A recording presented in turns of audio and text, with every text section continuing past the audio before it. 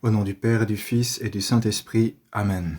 Bonjour à tous, on va continuer notre série Réponses orthodoxes aux nouveaux iconomachs, en poursuivant notre 6e partie anticipée. Pas de vénération des images à l'époque de Saint Basile, point d'interrogation.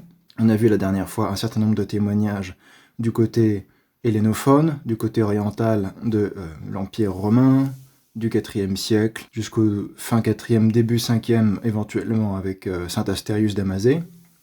Aujourd'hui, on va voir ce qui se passe à peu près au même moment en Occident, avec deux auteurs dont les témoignages sont assez riches sur la question des images chrétiennes en Occident. Prudentius, le poète espagnol chrétien Prudence, qui est un des premiers grands poètes chrétiens de langue latine, et Paulinus Nolensis, en latin Saint Paulin de Nol, qui lui est évêque en Italie, mais originaire d'Aquitaine, qui a été baptisé à Bordeaux par Saint Amand de Bordeaux, me semble-t-il, ordonné prêtre en Espagne, puis évêque pour l'Italie, où il s'installe auprès des reliques et du martyrium de Saint Félix de Nol. On aura l'occasion d'en reparler. Ce sera les deux auteurs qu'on va analyser aujourd'hui, dont on va analyser certains passages assez riches concernant les images chrétiennes dans l'Occident latin. On va commencer par Prudence, poète espagnol. C'est important de le souligner parce qu'on a vu qu'il y avait cette histoire de collection canonique espagnole d'Elvire qui était difficile à démêler historiquement et au niveau des manuscrits. Mais si, en fait, ce canon 36 qui interdit les images dans les églises a vraiment eu une importance ou un sens particulièrement iconophobe, on pourrait s'étonner du fait qu'un chrétien, un fidèle chrétien d'Espagne, qui a eu des fonctions assez importantes d'ailleurs dans la hiérarchie au moins civile en Espagne, n'est pas du tout iconophobe. Donc il décrit des images qu'il voit durant un pèlerinage en Italie, vers Rome, et il traverse différentes villes d'Italie dont il décrit les martyria, donc les sanctuaires qui accueillent les reliques des martyrs, et les images qui sont peintes dans ces martyria, et il n'a jamais aucun propos iconophobe. Donc ce qui semble être sûr, c'est que dans l'Espagne de la fin du IVe, tout début 5e siècle, on ne sait pas exactement quelle est la date de mort de Prudence, mais c'est après 405, mais il a vécu, il est déjà assez âgé à cette époque-là, il a vécu le gros de sa vie au IVe siècle, deuxième moitié du IVe siècle, c'est pour ça que c'est un témoin important, et il n'est pas iconophobe alors qu'il est espagnol. Donc manifestement, la tradition chrétienne espagnole à ce moment-là n'est pas particulièrement iconophobe. Donc soit c'est vraiment un canon qui a été décidé au début du IVe siècle et qui ensuite n'a pas eu de répercussions, même en Espagne, iconophobiques, peut-être parce que son objectif n'était pas d'être iconophobique, mais de limiter des pratiques idolâtriques dans les églises, qui pouvaient être dues au fait qu'il y avait beaucoup de païens qui rentraient dans l'église en même temps, au début du IVe siècle, après ou avant les persécutions de Dèce, on ne sait pas très bien, ou de Dioclétien plutôt. Les historiens ne savent pas exactement toujours d'où dater ce potentiel concile d'Elvire, ni combien de canons vraiment peuvent être rapportés à ce concile d'Elvire au début du IVe siècle. En tout cas, on peut être sûr que Prudence, en tant qu'Espagnol, qui a beaucoup vécu en Espagne et qui était proche du pouvoir impérial romain en Espagne, et qui est un grand poète et un grand pèlerin, n'est pas du tout iconophobe. Donc c'est pas du tout une norme, même en Espagne et pour les Espagnols, d'avoir une réaction négative envers les images chrétiennes, y compris dans des lieux de vénération, comme le sont les martyria. Donc important à souligner ici. Le concile d'Elvire, s'il a vraiment émis ce canon, n'a pas eu de grande influence en Espagne même où il s'est tenu, alors que c'est un concile local espagnol. Ce qui peut expliquer pourquoi il n'a jamais été mis en avant par les iconoclastes occidentaux, au 8e, 9e siècle. C'était sans doute tombé dans l'oubli complètement. Donc on va commencer par... on va lire des extraits du Peristéphanon, c'est un titre grec. Ça faisait un peu smart d'utiliser un titre grec quand on était latin. Peristéphanon, ça veut dire au sujet des couronnes, et c'est l'un des premiers recueils de cycles d'hymnes chrétiens en langue latine consacrés spécifiquement aux martyrs. D'où les couronnes représentent les martyrs. Ça réunit tout un ensemble d'hymnes, je ne sais plus exactement combien il y en a, mais une vingtaine d'hymnes, dédiés spécifiquement aux martyrs. Et des sanctuaires aussi que visite Prudence lors de ces pèlerinages. On va commencer avec l'hymne 9, qui concerne la passion de Saint Cassien d'Imola, donc un saint de la ville d'Imola en Italie. C'est le nom de la ville actuellement, c'est pas le nom de l'époque, mais ça correspond à Imola aujourd'hui. De versets 5 à 20 pour commencer. On va voir que Prudence décrit un martyrium de Saint Cassien d'Imola qu'il visite à Imola.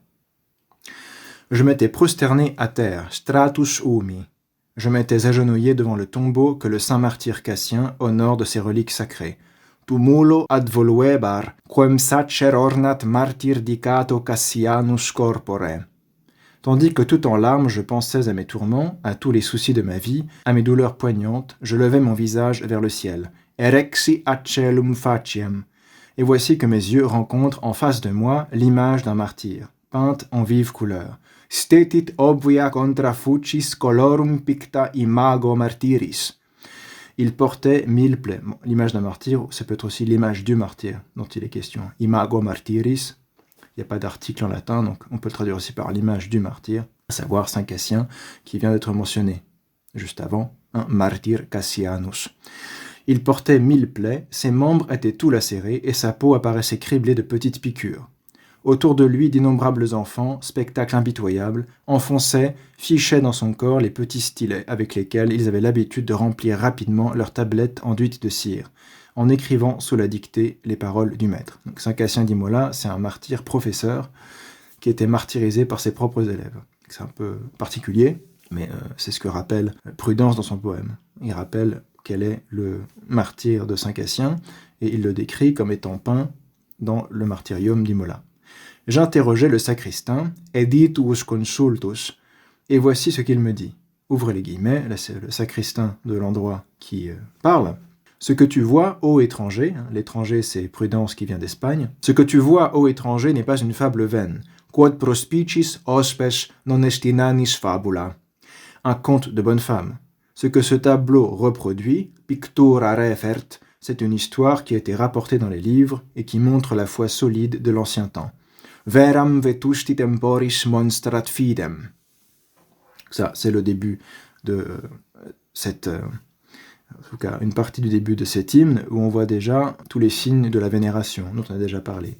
Il est prosterné à terre pour vénérer les reliques et le saint, agenouillé devant le tombeau qui contient les reliques, le tombeau que le saint martyr Cassien honore de ses reliques sacrées, dicato corpore, qui est traduit ici par la relique sacrée.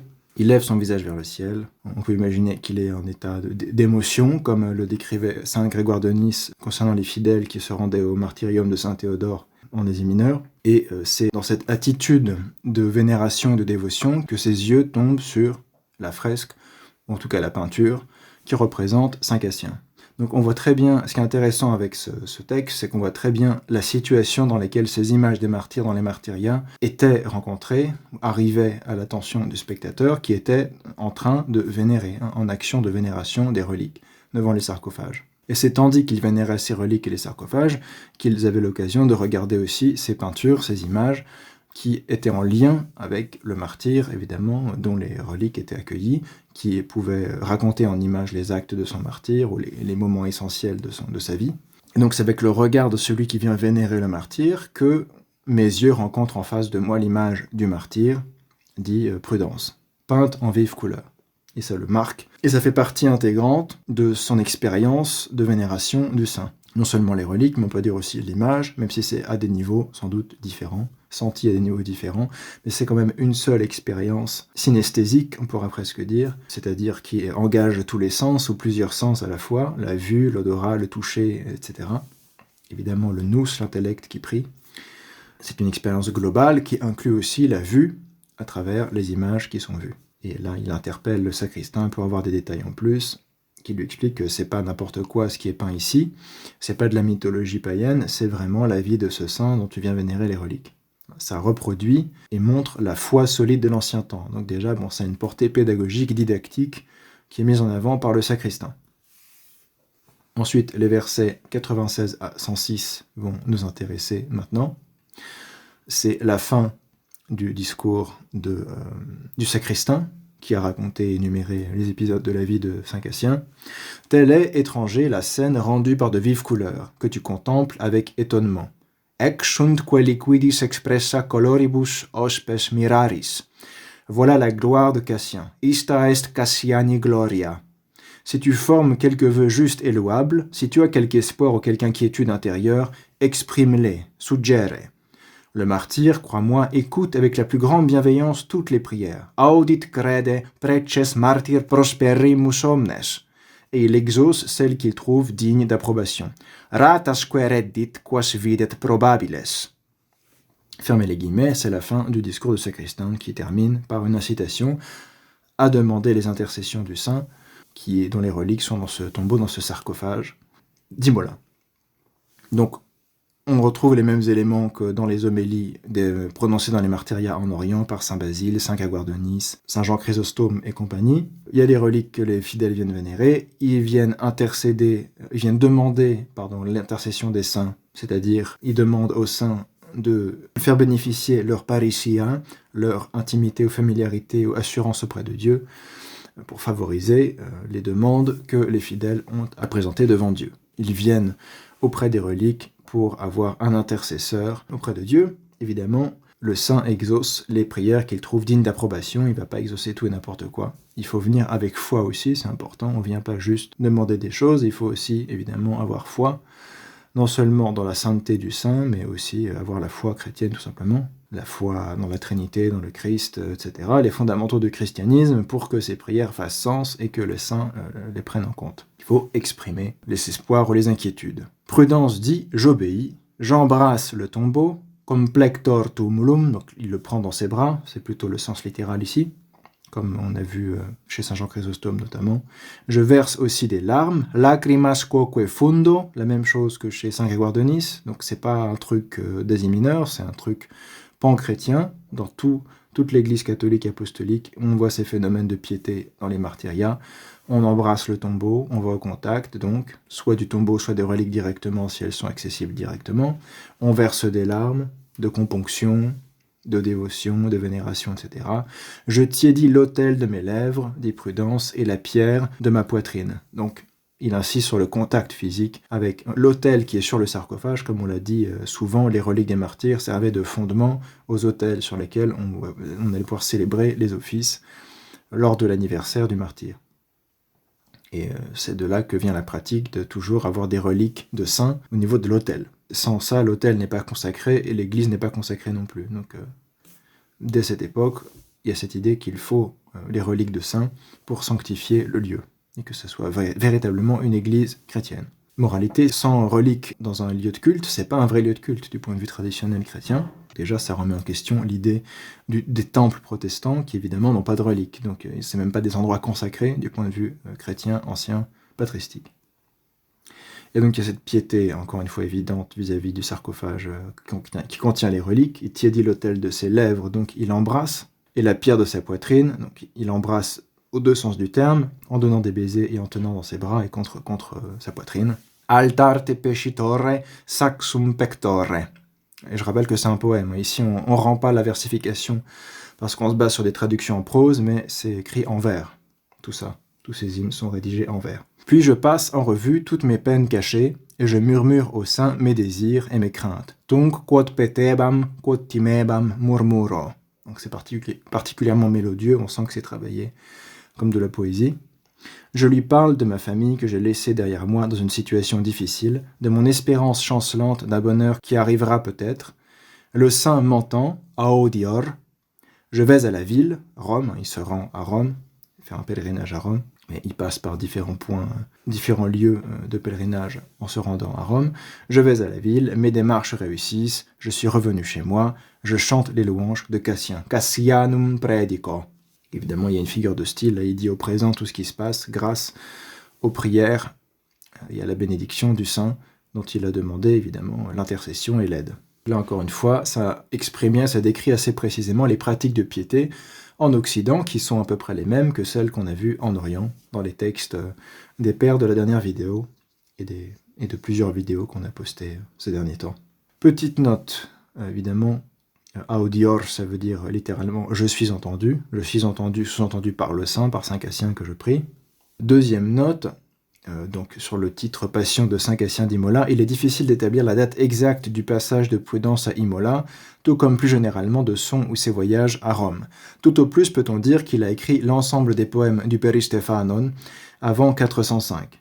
Voir l'introduction de Laurence Gosseret dans Prudence, Peristéphanon, le livre des couronnes, collection Commentario aux belles lettres 2021, donc dans l'introduction de Laurence Gosseret. C'est une édition de certains extraits du Peristéphanon qui sont assez largement commentés. C'est le but de cette collection. Donc ça donne des détails supplémentaires. Donc ça a été publié avant 405, donc avant du vivant de Saint Jean Chrysostome, de Saint Épiphane de Salamine et compagnie. C'est vraiment la même époque que la plupart des textes qu'on a vus la dernière fois. Donc on voit dans quel contexte de vénération et de dévotion des reliques et du martyr et de l'intercession, demande de l'intercession du martyr, l'image, le fidèle interagit avec l'image qui est peinte dans le martyrium, et c'est le but de cette image qui est cette interaction en situation de dévotion, qui est à la fois un but didactique et l'idée que ça peut être un support de prière. Ça peut aider à prier le saint d'avoir ce support visuel également. On va s'intéresser à un autre hymne du même recueil, l'hymne 11 du Peristéphanon, sur la passion du bienheureux martyr Hippolyte. Il s'agit sans doute de saint Hippolyte de Rome.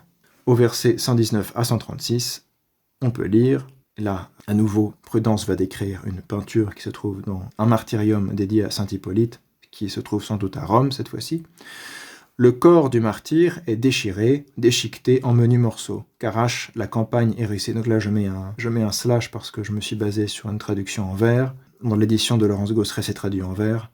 Mais l'hymne sur Saint Cassien d'Imola n'est pas inclus dans cette édition, donc j'ai pris la traduction dans l'édition critique aux belles lettres qui est en prose. Donc d'où la différence ici. Là, j'indique par un slash là où ça revient à la ligne. Donc un nouveau vers commence, le vers précédent termine. Quand il y a le slash, ça permet de gagner de la place. Le corps du martyr est déchiré, déchiqueté en menus morceaux, qu'arrache la campagne hérissée de plantes épineuses. Une partie reste suspendue au sommet des rochers, une autre attachée aux ronces. Ici le sang rougit le feuillage, et là il humecte la terre. Une peinture murale représente ce crime. Exemplar sceleris paries abet illitus. Un paries, c'est le mur. C'est inscrit illitus sur le mur. Des pigments aux teintes variées y retracent tout le sacrilège. In quo multicolor fucus digerit omne nefas. L'image peinte au-dessus du tombeau tire une vie intense de ses couleurs fluides. Picta super tumulum species liquidis viget umbris. On y voit les membres tout sanglants du héros que traînent les chevaux. Ça nous fait penser à la mort d'Hector dans l'Iliade. J'ai vu, vidi, très cher père, les pointes des rochers dégoûtantes de sang, et des taches de pourpre plaquées sur les buissons d'épines. Une main experte à reproduire les halliers verdoyants, là il parle de la main du peintre, docta manus virides imitando e fingere dumos, avait aussi imité avec du vermillon les taches de liquide vermeil, donc les taches de sang. Lucerat et minio ruseolam saniam. On pouvait voir cernererat, les membres épars, leurs jointures disloquées, étendues en désordre au hasard du terrain. L'artiste avait encore représenté les amis du martyr qui suivaient sa trace en pleurant. Addiderat caros gressula crimisque sequentes, dans la direction où les conduisaient en zigzag des sentiers détournés. Accablés de chagrin, scrutant tout des yeux sur leur passage, ils allaient et ramassaient dans le pli de leurs vêtements les lambeaux de chair. Pourquoi ? Parce qu'ils vont les préserver comme reliques, évidemment. Donc, même ce qui est décrit sur l'image qui est sur le mur, sans doute une fresque ici, ça peut être une fresque ou une mosaïque, c'est pas précisé, mais il est plutôt question d'une peinture a priori. Picta, l'idée de picta, c'est plutôt lié à la peinture. Donc disons que c'est une fresque, décrit elle-même les actes des amis du martyr qui vont récupérer les lambeaux de chair qui sont disséminés dans la nature, puisque le martyr Hippolyte, son supplice est qu'il est attaché à des chevaux qui ensuite sont lâchés dans la nature. Donc il est écorché dans tout le paysage, c'est ce qui est décrit ici. C'est un peu la mort d'Hector dans l'Iliade, si vous voulez. Il est traîné en étant attaché à des chevaux. Et donc ses amis ramassent les lambeaux de chair parce que ils vont en faire quoi ? Ils vont les réunir pour les vénérer ensuite comme des reliques de martyrs. On recueille le sang et tout ce qui peut être recueilli, pas seulement les ossements d'ailleurs. Le sang aussi est très important, on voit ça dans le martyre de Saint-Cyprien par exemple, dont on a déjà parlé dans d'autres vidéos. Ce poème qui mêle genre élégiaque et épistolaire est adressé à Valérien, c'est pour commenter très cher père, l'adresse. C'est adressé à Valérien, évêque de Calahorra en Espagne, d'où l'utilisation de père. Il appelait ici optime papa, c'est le même terme que pour le pape, papas, c'est un titre épiscopal. Optime papa, très saint-père, très sympa, on peut traduire littéralement, que Prudence encourage à célébrer et diffuser la fête de Saint Hippolyte de Rome, donc en Espagne. Donc évidemment, il y avait les cultes locaux des martyrs locaux, mais par la voie des pèlerinages et des fidèles qui voyageaient dans tout l'Empire pour visiter les lieux saints, on essayait aussi de diffuser le culte de saints qui était moins connu dans d'autres endroits. Donc Prudence incite l'évêque valérien de Calahorra de aussi célébrer la fête du martyr Saint Hippolyte. Dans le même texte, au verset 170 à 183, après avoir décrit le martyrium de Saint Hippolyte à Rome, où se trouve la fresque décrite précédemment, ouvrez les guillemets, telle est la retraite à laquelle on a confié le corps d'Hippolyte. Talibus Hippolyti corpus mandatur opertis, à l'endroit où l'on a élevé un autel consacré à Dieu. Encore une fois, il y a un autel auprès des reliques. Propter ubi ad posita est ara dicata Deo. Cet autel est à la fois la table où l'on distribue le sacrement, parce qu'on célèbre quoi? La Sainte Eucharistie sur l'autel, illa sacramenti donatrix mensa, et le gardien fidèle du martyr qu'il possède. Custos fida sui martyris ad posita. Donc il est en train de nous dire, Prudence, que c'est un autel où on célèbre l'Eucharistie et qui est construit, qui a été érigé sur les reliques du martyr. Donc il est le gardien fidèle du martyr qu'il possède, parce que soit il est érigé sur les reliques, soit il contient en lui les reliques du martyr. C'était une pratique aussi d'enfermer ou d'enclore les reliques dans l'autel qui allait servir après, qu'on considérait donc comme sanctifié, consacré par ces reliques, qu'on allait utiliser pour célébrer la divine liturgie, la liturgie eucharistique. C'est clairement l'idée ici. Illa sacramenti donatrix mensa, ça peut être que l'Eucharistie ici. Prudence donne des détails. L'autel, conserve en son sépulcre les ossements du saint. Servat ossa sepulcro, dans l'espérance du vengeur éternel. Et en même temps, il nourrit du mets sacré, la Sainte Eucharistie, les riverains du Tibre, ceux qui habitent à Rome, les Romains. Pascit item sanctis tibricolas dapibus, ceux qui viennent pour communier dans le martyrium de Saint Hippolyte, qui manifestement est à proximité du Tibre, le grand fleuve de Rome. La merveilleuse piété du lieu, miraloci pietas, l'autel accueillant aux prières, et prompta precantibus ara, comble les vœux des suppliants de bonheur et de paix. Ici, souffrant d'une maladie de l'âme et du corps, chaque fois que j'ai prié, prosterné, j'ai obtenu secours. Oravi quotient stratus opem mervi. Prosterné devant quoi? Devant les reliques du saint et l'autel. Il prie qui? Saint Hippolyte. Il demande son intercession. Il a obtenu secours grâce à Saint Hippolyte qu'il a prié devant ses reliques, prosterné devant. Ça s'appelle la vénération des reliques. Et c'est encore une fois dans ce contexte-là qu'il voit la fresque qui décrit le martyre de Saint Hippolyte. Si j'ai la joie d'être rentré, si j'ai pu t'embrasser, ô vénérable sacerdote, là il parle encore à Valérien, un sacerdote du latin sacerdos, ça servait aussi à désigner les évêques, ou plus généralement tous ceux qui faisaient partie de la classe sacerdotale, si on veut, donc les évêques et les prêtres.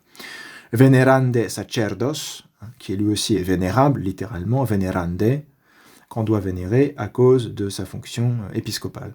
Si j'écris aussi ces vers, je sais que je le dois à Hippolyte, à qui le Christ Dieu a donné le pouvoir d'exaucer les demandes qu'on lui adresse. Possededit quod quis postulet ad nuere.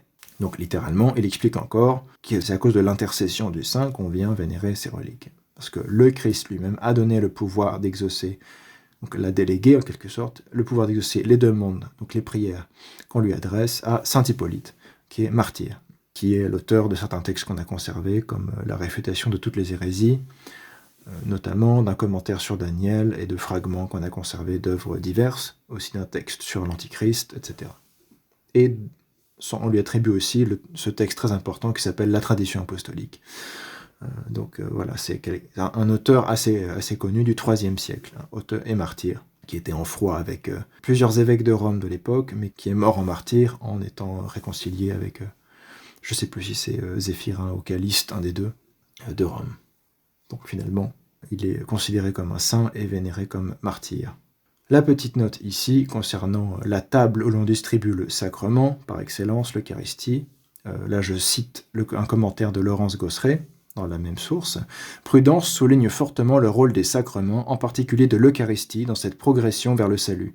Dans l'Antiquité tardive, la disposition fréquente des reliques dans ou sous l'autel où était célébrée la messe revêtait une signification symbolique forte. Et pas simplement symbolique, mais littéralement, le contact avec les reliques consacre, rend sacré. Une signification symbolique forte à laquelle il est très sensible car il prend soin de préciser que cet usage était en vigueur aussi bien à Rome qu'en Espagne à la fin du IVe siècle et au début du Ve siècle. Donc, comme ça, c'est confirmé par les commentaires de la spécialiste qui a édité ce livre, dédié à des commentaires approfondis de plusieurs hymnes du Peristéphanon. Donc, c'est une des meilleures sources récentes, qui date de 2021, assez récente, sur la question de ce livre des couronnes de Prudence. Enfin, on va terminer cet hymne 11 avec les versets 190 à 199, qui vont rajouter un peu de contexte ici. Le matin, on accourt pour le salut. Mane salutatum concurritur. C'est-à-dire peut-être pour assister à la liturgie et communier, ou tout simplement aller saluer le saint au lieu où se trouvent ses reliques. Selon une pratique qui est... l'expression salutatum, qui était utilisée par les Romains à diverses occasions pour aller saluer le patron, le patronus par exemple. Donc l'idée c'est que le saint qui est aussi un saint patron, on va aller le saluer comme on saluait avant le patronus dans la culture romaine latine. Donc le matin on accourt pour le salut, et c'est aussi le matin qu'on célèbre évidemment la liturgie eucharistique traditionnellement. Il n'y a pas de messe du soir, il n'y a pas de messe de n'importe quelle heure du jour, c'est le matin, après les matines et l'heure de prime, on célèbre la liturgie eucharistique. Toute la jeunesse prie. Omnis adorat pubis. C'est un va-et-vient jusqu'au coucher du soleil. Ce sont des populations latines et étrangères, évidemment. Rome accueille des visiteurs de tout l'Empire et au-delà. Latios simulac peregrinos populos. Que l'amour de la religion réunit en une foule, pêle-mêle. Conglobat in cuneum religionis amor. On imprime des baisers sur le clair métal. Le métal qui sans doute est appliqué sur l'autel qui contient les reliques de saint Hippolyte. Oscula perspicuo figunt impressa metallo. On répand des aromates, balsama defundunt, des larmes baignent les visages. Fletibus ora rigant. Quand les mois se sont écoulés, que l'année recommence et que revient la fête de son martyr, anniversaire de sa naissance céleste, natalem quae diem passio festa refert. Tu t'imagines quels cortèges se réunissent dans une émulation d'amour, quelles prières s'élèvent en chœur pour louer Dieu. Queve celebrando vota coire Deo.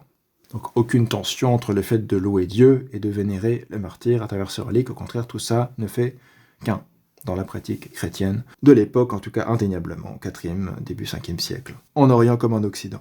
Note importante ici, concernant cette phrase, on imprime des baisers sur le clair métal. Encore une fois, donner des baisers fait partie de la vénération. On a des témoignages très clairs ici. On en avait déjà chez Saint Jean Chrysostome, on en a aussi chez Prudence pour l'Occident.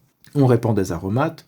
C'est assez similaire au fait d'encenser pour honorer. On répand des aromates. Les larmes baignent les visages, on retrouve les larmes, encore une fois, c'est une émotion forte dans la vénération des martyrs. Les larmes qui coulent aussi des yeux de saint Grégoire de Nice et de saint Astérius d'Amazée, etc.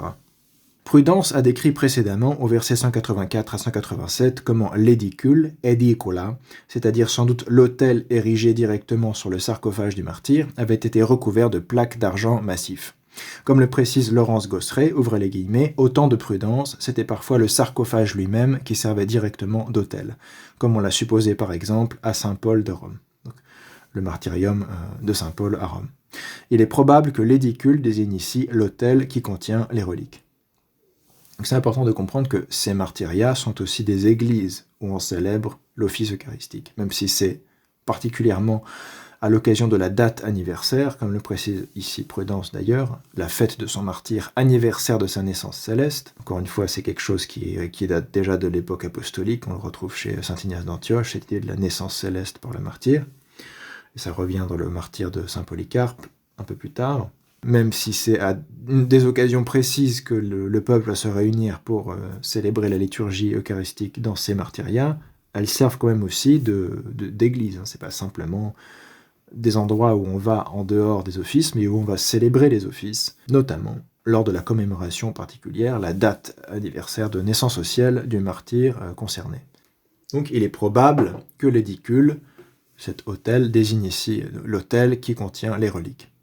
On va fermer les guillemets pour le commentaire de Laurence Gosseret. On a fini avec cet hymne 11. On va voir maintenant l'hymne 12, l'hymne qui suit dans le livre des couronnes toujours, la passion des apôtres Pierre et Paul, au verset 37 à 44. Clay va parler des sanctuaires des reliques de Saint-Pierre et de Saint-Paul à Rome. Ça, c'était quelque chose quand même, parce que c'était un des plus grands trésors de l'église de Rome. C'était évidemment les reliques des apôtres fondateurs de l'église de Rome, Pierre et Paul. En décrivant le baptistère de Saint-Pierre du Vatican à Rome, et ils étaient sur des rives différentes du Tibre, rive gauche et puis rive droite, c'était pas au même endroit. Donc il y avait un martyrium pour Saint-Pierre, Saint-Pierre du Vatican, et un martyrium pour Saint-Paul qui s'appelle Saint-Paul hors les murs, me semble-t-il. Donc en décrivant le baptistère de Saint-Pierre du Vatican à Rome, ouvrez les guillemets, à l'intérieur du mausolée, il est un endroit où la cascade retentissante plonge ses remous dans une cuve profonde et glacée. Note, il s'agit probablement d'un baptistère situé dans Saint-Pierre du Vatican, voir la source déjà citée de Laurence Gosseret, page 198 à 212. La peinture multicolore qui la surplombe teinte ses ondes transparentes. Omnicolor vitreas pictura superne tinguitundas. Autre note, Laurence Gosseret traduit au pluriel les peintures multicolores, sans donner de justification. Il s'agit en tout cas manifestement d'une fresque ou d'une mosaïque qui recouvrait l'ensemble du plafond évoqué plus loin. Le singulier insiste sur un ensemble pictural uni et cohérent. On a omnicolor pictura, c'est le singulier, du féminin pictura, peinture. On pourrait traduire la fresque ou mosaïque, les deux peuvent être désignés par pictura a priori, aux couleurs variées, omnicolor. On poursuit. Ces mousses reluisent et enverdissent les ors, aurum. Donc l'or qui est appliqué sur cette œuvre d'art, fresque ou mosaïque. Sa liqueur azurée s'assombrit de la pourpre qui la surmonte, imminentis ostri. À chaque fois, il parle de l'eau de la cascade qui reflète la peinture qui est au plafond au-dessus, vous l'aurez compris. C'est un procédé très poétique. Sa liqueur azurée s'assombrit de la pourpre qui la surmonte. On croirait dans les flots voir remuer le plafond. Credas moveri fluctibus lacunar. Le pasteur lui-même abreuve là, à l'onde glacée de la source, les ouailles qu'il voit assoiffées de l'eau du Christ. Pastor oves alit ipse illic gelidi rigore fontis. Videt sitire quas fluenta Christi. Dernière note concernant le pasteur ici, Prudence fait peut-être ici seulement référence à la présence agissante de Saint-Pierre, le pasteur par excellence, à travers ses reliques, mais il y a de fortes chances, vu le contexte immédiat, qu'il s'agisse d'une allusion à une image du bon pasteur, une image très courante pour représenter le Christ dans l'Église ancienne, comme en témoignent les catacombes romaines, peinte ou composée au plafond et reflétée sur l'eau. Et on sait que c'était une pratique ancienne de représenter le bon pasteur dans les baptistères. Laurence Gosseret commente à ce propos, ouvrez les guillemets, une inscription atteste qu'une riche donatrice, nommée Anastasia, ou Anastasia en grec, la résurrection, en avait financé le décor en mosaïque.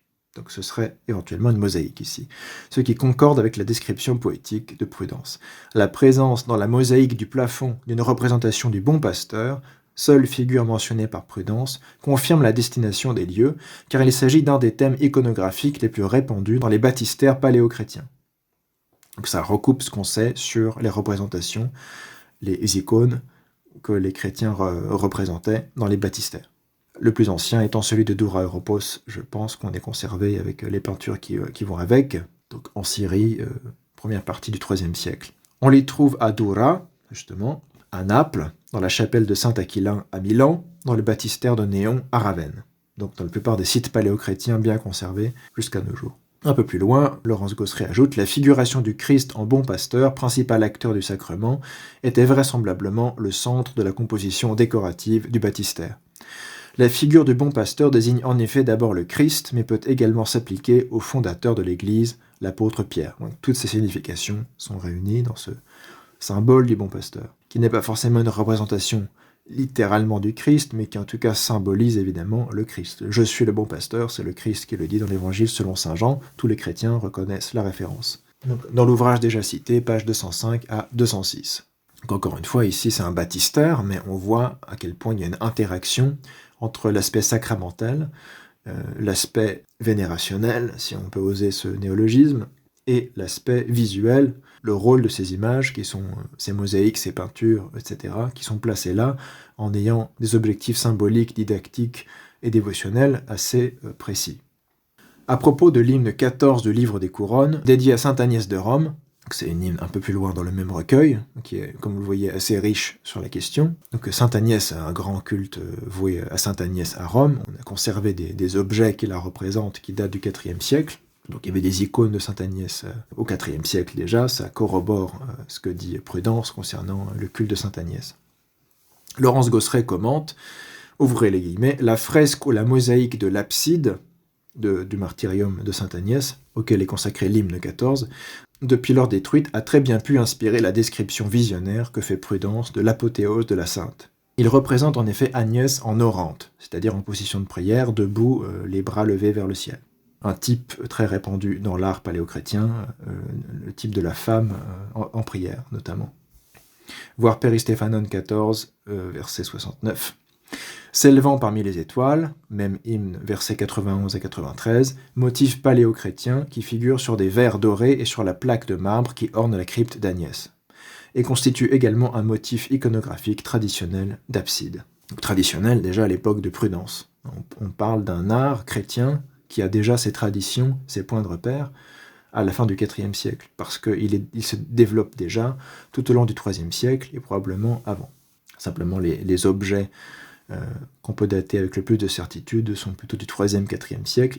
Il y a toujours des débats sur la datation de certaines strates des catacombes à Rome et peut-être ailleurs, mais voilà, c'est pas quelque chose qui naît comme ça en plein 4e siècle, comme l'explique très bien aussi Léonide Ouspensky dans son livre La théologie des icônes.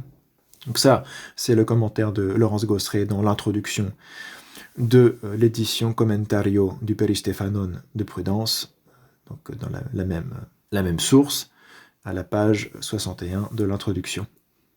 Ajoutons que nous avons conservé de Prudence toute une série de tituli, c'est-à-dire d'inscriptions ou épigrammes poétiques, vouées sans doute à servir de légende dans le cadre d'un programme iconographique ecclésial réunissant des scènes de l'Ancien comme du Nouveau Testament.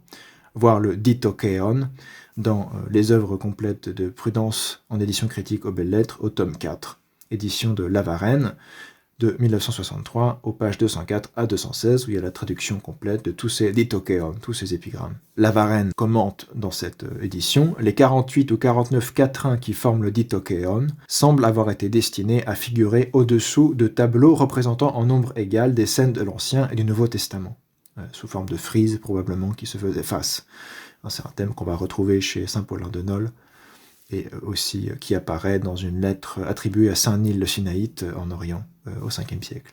Il est probable que ces tableaux, fresques, mosaïques, peintures sur bois, se trouvaient soit à l'intérieur d'une église, soit sous un portique dépendant d'une église, un peu comme la toile de sainte Euphémie décrite par saint Astérius Damasé, sur deux murs se faisant vis-à-vis, les scènes de l'Ancien Testament sur l'un, celles du Nouveau sur l'autre. Une telle disposition semble avoir été fréquente. En effet, on a plusieurs témoignages de cette époque sur ce type de disposition, ce type de programme iconographique avec des scènes de l'Ancien et du Nouveau qui se font face. Un exemple nous en a été conservé, même archéologiquement, notamment à Saint-Apollinaire de Ravenne, mosaïque du VIe siècle. Sant'Apollinario in Classe, je crois, le nom italien. C'est très connu, et ça nous permet aussi de savoir à peu près à quoi correspond ce que décrivent saint Paulin de Nol, Prudence, etc., parce que c'est un bon exemple de ce type d'art occidental, romain, italien, ancien, en particulier pour ce qui est des mosaïques. Évidemment, c'est essentiellement des mosaïques. La mosaïque de l'abside de Saint-Apollinaire de Ravenne est très très connue pour sa grande croix avec la tête du Christ au milieu de la croix, et puis les brebis qui représentent les apôtres, les fidèles, etc. Ça, c'est dans la notice de Lavarenne, page 201. Le titre ditokéon signifie sans doute double nourriture de l'esprit, en référence, c'est du grec, en référence aux deux testaments dont sont tirées les scènes décrites. Donc il y a énormément de textes qui concernent les images chrétiennes dans les œuvres complètes de Prudence, qui, je le rappelle, a vécu la plus grande partie de sa vie au IVe siècle, qui est mort au cours du début du 5e siècle probablement. Donc on peut voir que non seulement Prudence espagnole n'est pas iconophobe, il n'y a aucun problème à d'ailleurs interagir avec les images dans les martyriats en contexte de vénération des reliques des saints et de prières adressées aux saints, mais en plus, il n'y a aucun problème à produire des épigrammes destinés à être inscrites dans un programme iconographique d'église ou péri-ecclésial autour, au niveau des portiques de l'église, difficile à savoir, par exemple pour une espèce de cloître, mais il n'y a aucun problème en tout cas à recevoir des commandes et à honorer ces commandes, sachant que les épigrammes qu'il écrit vont servir de légende, de tituli comme on dit en latin, à ces saintes images chrétiennes qui vont être soit à proximité, soit à l'intérieur des lieux de culte des chrétiens, soit en Espagne, soit en Italie, en tout cas dans l'Occident de la fin du IVe, début du Ve siècle. On va passer maintenant à Saint Paulin de Nol, une de nos gloires nationales, entre guillemets, puisqu'il est originaire d'Aquitaine, il est gaulois, il est gallo-romain, fait partie de nobles familles gallo-romaines, et puis décide de laisser tomber les honneurs du monde, les honneurs profanes, pour vivre la vie ascétique. Il a lui-même voyagé en Espagne, il a été ordonné en Espagne, donc il connaît également l'Espagne, la chrétienté espagnole, et il lui-même n'est pas du tout iconophobe. Donc c'est une nouvelle preuve indirecte que l'Espagne chrétienne de cette époque-là n'a pas du tout l'état d'esprit qu'on pourrait déduire du fameux canon 36 du concile d'Elvire. Donc encore une fois, même localement, cette histoire de canon 36 n'a pas eu l'influence que certains essayent d'en tirer, même d'un point de vue universel ou que sais-je. Comme si c'était une espèce de réfutation efficace de l'iconophilie patristique des chrétiens anciens. Non, pas du tout. On voit que ça a eu très très peu d'influence. Saint Paulin de Nol, donc, on a plusieurs textes à voir, des extraits des poèmes, des Carmina, et des extraits de sa lettre 32 à son ami Sulpice Sévère, un autre gallo-romain, qui lui aussi a choisi de vivre la vie ascétique, grand disciple de saint Martin de Tours, auteur réputé de la première vie de saint Martin de Tours, qui est l'écrit du vivant de saint Martin, la Vita Sancti Martini, et d'autres œuvres qui, lui, il me semble, vit en Auvergne, si j'ai une bonne mémoire, peut-être pas, je sais plus. En tout cas, Saint Paulin et Sulpice Sévère, qui est aussi dans la liste des saints, Saint Sulpice Sévère, sont très amis. Il en a conservé plusieurs lettres de leur correspondance, qui sont très intéressantes à différents niveaux. On aura l'occasion d'y revenir concernant la vénération des reliques dans une autre vidéo. Ici, on va d'abord s'intéresser au poème 27, versets 382 à 387 et 511 à 531, un poème rédigé vers l'an 403. Donc on est encore, c'est exactement la même époque que les textes, ou peut-être un peu après, difficile de dater exactement les hymnes de Prudence, mais c'est à peu près la même époque que les hymnes de Prudence qu'on vient de lire, et que une partie des textes qu'on a lus la dernière fois, peut-être ceux de saint Astérius Damasé, ceux de Saint Jean Chrysostome étaient quand même plus de la fin du IVe siècle, donc bon, c'est charnière entre le IVe et le Ve siècle. 403, c'est quand même assez tôt, en plein âge patristique, du vivant des plus grands saints-pères de l'Église les plus connus, Saint Jérôme, Saint Augustin, à toute fin de la vie de Saint Jean Chrysostome ici, Saint Jean Cassien, etc. Donc il est contemporain de tous ces gens-là, dont certains sont ses correspondants. Il est correspondant de Saint Augustin, par exemple, dont on a conservé des lettres qui s'envoient mutuellement. Et saint Augustin a beaucoup de vénération pour saint Paulin, qui est son aîné dans la foi. Donc commençons par ce Carmen, ce poème 27, où saint Paulin va nous décrire un petit peu, comme il le fait à plusieurs occasions, comme Prudence, des monuments chrétiens et des peintures qui s'y trouvent, ou des projets de monuments chrétiens qu'il a en tête pour son propre domaine de Nol. De même que Sulpice Sévère décrit ses projets pour son domaine de Primuliacum. Je ne sais plus dans quelle région ça se trouve, mais en Gaule. Ouvrez les guillemets. L'église dans laquelle la tombe du saint martyr se tient toujours, il parle sans doute ici de saint Félix de Nol, qui est le grand martyr local de l'endroit du diocèse où il est évêque en Italie, Nola. Donc l'église dans laquelle la tombe du saint martyr se tient toujours a elle-même été dépouillée de son ancienne apparence pour en revêtir une toute nouvelle. Donc il a organisé des travaux de rénovation. 3 hommes y ont travaillé, l'embellissant de diverses manières.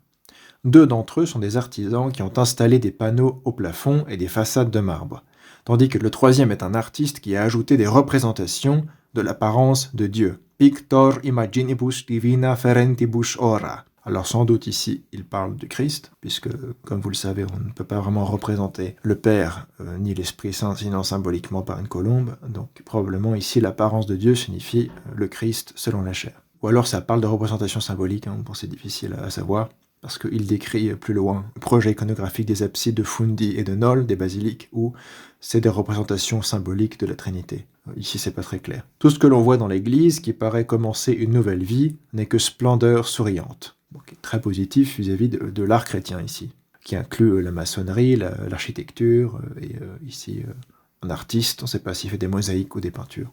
À présent, je voudrais que tu contemples les images qui se trouvent le long des portiques et les ornes d'une frise continue. Donc il décrit les images que lui-même a commandées pour la rénovation de la basilique de Nol et du martyrium de Saint-Félix à Nol. Il y a plusieurs bâtiments, donc parfois on peut s'en mêler un peu les pinceaux. Là, il parle a priori du martyrium de Saint-Félix de Nol. qui demande à celui à qui il dédie ce poème de contempler les images, les picturas qui se trouvent le long des portiques et les ornent d'une frise continue. Et devinez quoi, c'est exactement la même chose que pour Prudence, c'est une frise du Nouveau et de l'Ancien Testament qui se font face, a priori. Nunc volo picturas focatis agmine longo porticibus videas. Celui qui, voyant ses œuvres, reconnaît la vérité dans ses figures futiles, qui videt ec vacuis agnoscens vera figuris. Futiles sans doute parce qu'elles sont matérielles et donc périssables, non pérennes, contrairement à la vérité qu'on peut percevoir à travers elles. Ça ne veut pas dire qu'elles sont inutiles, on va voir que ce n'est pas du tout le point de vue de Saint Paulin, mais elles sont vacuis au sens où elles sont purement matérielles et donc vouées à la corruption, mais véhicule de la vérité qui, elle, est incorruptible. Donc celui qui, voyant ses œuvres, reconnaît la vérité dans ses figures futiles, nourrit son âme pleine de foi d'une image qui n'est pas vaine. Donc l'image de la vérité véhiculée par ces images matérielles. Non vacua fidam sibi pascit imaginementem. Ces images représentent, dans l'ordre qui a été prescrit par la foi, tout ce que l'ancien Moïse a écrit dans ses 5 livres, le Pentateuque, du grec pentateuchos, les 5 rouleaux, ou le rouleau qui contient 5 livres. Ensuite, on y trouve dépeints les actes de Josué, qui fut démarqué par le nom du Christ, puisque en hébreu, Yeshua, c'est le même nom pour Josué et pour Jésus-Christ. Sous sa conduite, le cours du Jourdain s'arrêta, et les eaux de ce dernier furent immobilisées, se retirant devant ceux qui habitaient dans l'arche divine, c'est-à-dire devant la gloire divine, la Shekinah divine, qui habite dans l'arche de Dieu, comme on l'a déjà vu dans d'autres vidéos. Donc, il connaît bien le livre de Josué, et il explique ce que représentent les images qu'il tire du livre de Josué. Un peu plus loin, passe ensuite avec un regard avide vers Ruth, ou Ruth, si vous voulez, qui d'un seul livre bref sépare 2 ères, la fin de la période des juges et le début de celle des rois. On voit que c'est quelqu'un de très cultivé, qui n'a pas été nommé évêque pour rien. Il faisait partie de l'aristocratie très cultivée de l'Empire, et connaît très bien les Saintes Écritures. Donc en quelque sorte, là, il a fait une frise de l'Octateuque, ce que certains pères appellent l'Octateuque, c'est-à-dire les 5 livres de Moïse, plus Josué, Juge et Ruth. On a vu par exemple que Théodoret de Cire avait fait un commentaire de l'Octateuque. Le même poème 27 continue au verset 542 à 557. « Il est possible que l'on nous demande ce qui nous a poussé à installer en nous cette pensée. Peindre les saintes demeures d'une manière inaccoutumée en représentant des êtres vivants. Pingere sanctas raromore domos animantibus ad simulatis. » C'est un passage qui est souvent cité pour dire que les peintures figuratives dans les églises elles-mêmes n'étaient pas courantes à l'époque de Saint Paulin, en Occident en tout cas, mais c'est pas si facile que ça à interpréter ce qu'il entend ici par raromore, ici traduit par d'une manière inaccoutumée. Donc d'où cette note que je propose. On peut aussi comprendre que ce n'est pas le fait de peindre des images, ici figuratives, d'êtres vivants, qui est inaccoutumé en soi, mais surtout la manière dont Saint Paulin a disposé tout un programme pictural de grande ampleur et d'une grande sophistication. Certains y voient un indice de la rareté des images figuratives au sein des églises qu'avait connues Paulin, peut-être notamment en Espagne, mais la portée de l'assertion reste sujette à débat. Donc voilà, c'est possible que, contrairement au martyriat, les églises ou les basiliques aient plus des représentations symboliques que figuratives, par exemple des croix et ce type de choses, mais c'est possible aussi que ce qui est inaccoutumé, c'est la manière dont Saint Paulin a organisé et raisonné tout son programme iconographique pour sa basilique, qu'il décrit en détail dans ses poèmes et dans ses lettres. Prêtez-moi attention, continue Saint Paulin, et en peu de mots, je m'efforcerai de vous en exposer les motifs. Et ça va nous intéresser, quel motif va invoquer Saint Paulin pour tout ce programme iconographique, pour des lieux de culte qu'il décrit avec détail, jusqu'à les mettre en vers dans des poèmes. Encore, c'est des textes qui sont écrits en vers, tout ça. C'est pas de la prose, même si on le traduit en prose. Quel rassemblement conduit ici la gloire de Saint Félix, quos agat ux sancti felicis gloria cetus, c'est-à-dire la renommée de la puissance finalement thaumaturgique de Saint Félix et de ses reliques annoles. Nul ne l'ignore, mais la foule la plus nombreuse ici est constituée d'une paysannerie qui, sans être dépourvue de foi, n'est pas docte en matière de lecture. Neque docta legendi. On va voir des rapports avec ce que dira plus tard Saint Grégoire le Grand à ses reines de Marseille. Celle-ci, longtemps accoutumée à des sacrifices profanes, la paysannerie, qui est sortie du paganisme récemment, évidemment, le christianisme s'est d'abord répandu dans les villes, les grandes villes, puis dans les campagnes. Donc cette paysannerie, longtemps accoutumée à des sacrifices profanes, des sacrifices païens, au cours desquels leur ventre était leur dieu, en offrant des libations, des sacrifices de nourriture, enfin se convertit au Christ en prosélyte, en admirant, découvertes aux yeux de tous, les œuvres que les saints ont accomplies en Christ, c'est-à-dire en admirant les représentations de la vie des saints. Dum sanctorum opera in Christo mirantur aperta. Voyez combien ils sont nombreux à se rassembler depuis toutes les campagnes, et combien elle est pieuse, leur errance, entraînée par la tromperie de leurs esprits grossiers. Ils ont méprisé les frimas sans connaître le froid, grâce au feu de la foi. Donc Paulin, à la fois, a une attitude condescendante et de compassion et d'admiration pour cette paysannerie. Évidemment, lui, il est très cultivé, donc il se moque de leur ignorance, en quelque sorte, gentiment, mais il les admire pour la simplicité de leur foi, qui leur fait traverser les conditions les plus difficiles pour rendre honneur au saint, à saint Félix de Nol, dans le martyrium dont s'occupe saint Paulin. Ça devient un peu son saint patron par excellence, ce saint Félix. Ils ont méprisé les frimas sans connaître le froid grâce au feu de la foi, et maintenant voici qu'en grand nombre et éveillés, ils prolongent leur joie durant toute la nuit, qu'ils écartent le sommeil par l'allégresse, les ténèbres par des torches. Donc même si leurs pratiques sont empreintes de résidus païens, ils admirent la foi qui anime tous ces actes de piété. Alors d'abord, on va lire cette note de Herbert de la Port-Baréviard, qui est une spécialiste de la question déjà de l'architecture chrétienne ancienne dans les documents latins, et notamment des témoignages de Prudence et de saint Paulin de Nol sur l'art chrétien ancien.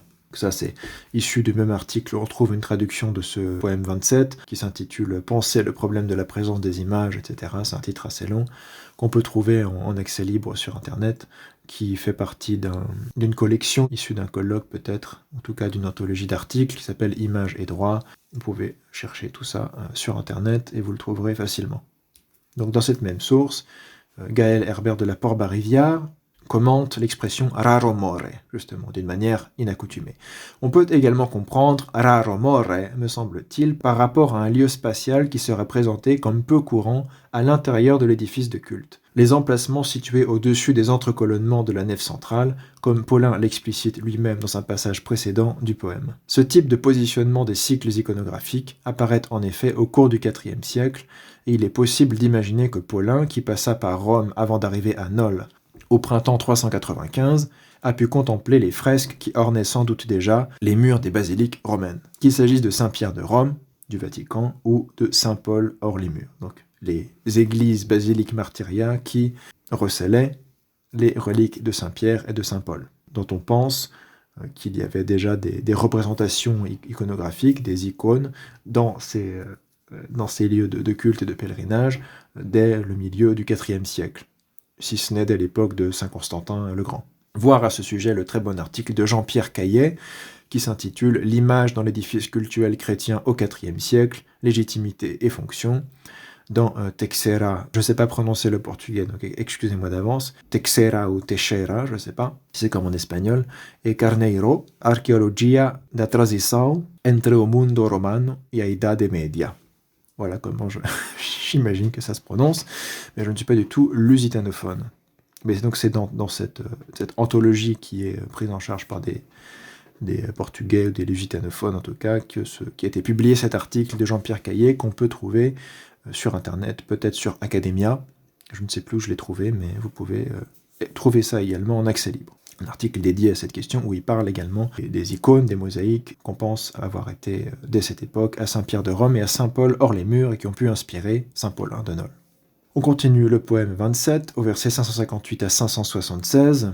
Mais en vérité, si seulement ils manifestaient, ces fidèles simples issus de la paysannerie, la joie qui est la leur par de saines prières, sanis votis, et s'ils ne mêlaient pas leur coupe au seuil saint, liminibus sanctis, leur coupe, c'est-à-dire ce qu'ils utilisent pour faire des libations, donc une forme païenne d'honoration, si vous voulez, qui n'est pas acceptable d'un point de vue chrétien. On va pas offrir des libations et de la nourriture aux saints. C'était déjà rejeté, on avait vu par saint Augustin, qui en parle, et qui appelle ceux qui font ça des adoratores, des adorateurs. Non pas des gens qui viennent honorer de manière légitime et saine les saints, mais qui ont des pratiques rituelles de réfrigérium païen, qui font que ce sont des adoratores. Saint Paulin de Nol a un peu la même attitude, même s'il est plus circonspect. Il a une attitude un peu plus pastorale, mais le contexte est aussi différent ici que le traité d'Augustin contre les manichéens. Mais voilà, Saint Paulin se plaint aussi que des paysans encore empreints de paganisme, viennent faire des libations et des rites funéraires de réfrigérium et autres, qui sont des rites païens qui supposent des sacrifices. Et ils préfèrent qu'ils adressent leurs prières de manière chrétienne. Donc demander l'intercession du saint sans offrir des libations, etc. S'ils ne mêlaient pas leur coupe au seuil saint. Le seuil est saint, les minibus sanctis, le seuil de l'église, donc l'église est un lieu saint, donc vénérable. Encore une fois, c'est important de souligner ces mots-là. Sanis votis, les minibus sanctis. Quoi qu'il en soit, une foule qui sera aussi à jeun exultera d'une déférence préférable. Ils reprochent à ces gens-là de venir pique-niquer en quelque sorte. C'est ce qu'on appelle le rite du réfrigérium qui vient du paganisme. Donc ils préfèrent qu'ils jeûnent et qu'ils viennent offrir leur prière en étant à jeun, ce qui est la pratique plus chrétienne. Une foule qui sera aussi à jeun exultera d'une déférence préférable en faisant retentir de ses voix chastes des hymnes saints, des hymnes de louange, et en immolant au Seigneur avec sobriété la louange qu'elle chante. Je pense toutefois que doivent être pardonnées de telles manifestations de joie qui conduisent à de modestes repas, parce que l'erreur s'est insinuée dans leurs esprits grossiers. Ils l'excusent par leur ignorance. Sans être conscientes de la grandeur de sa faute, leur simplicité achoppe leur piété, pour avoir cru à tort que les saints se réjouissaient du vin odorant versé sur leur tombeau. Il s'agit clairement de libation, donc de sacrifice païen. Note ici, voir saint Augustin sur les mœurs de l'Église catholique comparée à celle des Manichéens, livre 1, section 34, qu'on a déjà commenté précédemment, texte qu'il faut par ailleurs comprendre précisément en relation avec le rite païen du réfrigérium, du repas rituel auprès des morts, et non comme s'opposant à la vénération des saints au moyen des images. C'est une mauvaise interprétation de ce texte. Si Augustin peut parler de sepulchrorum et picturarum adoratores, adorateurs des sépulcres et des images, c'est qu'il s'agit d'offrir des libations, comme c'est clairement décrit ici par saint Paulin de Nol, qui est un contemporain exact de saint Augustin avec qui il est en correspondance, donc on ne peut pas faire mieux comme recoupement. Poursuivons. Approuvent-ils donc, morts, ce qu'ils ont condamné alors qu'ils nous enseignaient, à savoir les libations païennes? La table de Pierre reçoit-elle ce que le dogme de Pierre refuse? Encore une fois, Pierre comme le symbole par excellence de l'orthodoxie et de l'orthopraxie. La table de Pierre ici, ça doit être une référence à l'autel eucharistique. Il doit y avoir un sens symbolique aussi ici, en référence à saint Paul quand il parle de la table, mais c'est une allusion en tout cas eucharistique, assez clairement. La table de Pierre reçoit-elle ce que le dogme de Pierre refuse, c'est-à-dire les sacrifices païens, type libation, etc. Il n'y a partout qu'un seul calice du Seigneur. Il n'y a qu'une seule nourriture et qu'une seule table, qu'une seule maison de Dieu.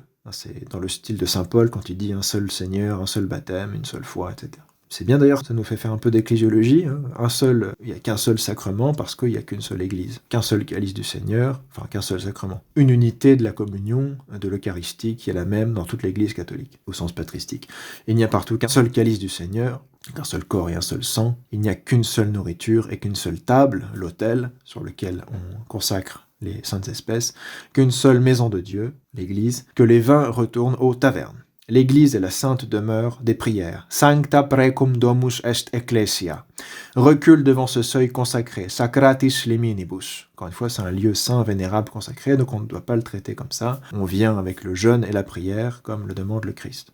Ô serpent, que il s'adresse rhétoriquement au diable.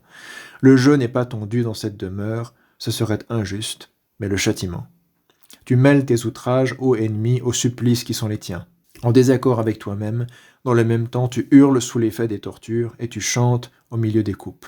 Encore une fois, référence à ces libations que certains fidèles ignorants, mal informés sur la piété chrétienne, viennent offrir sur les tombeaux des martyrs.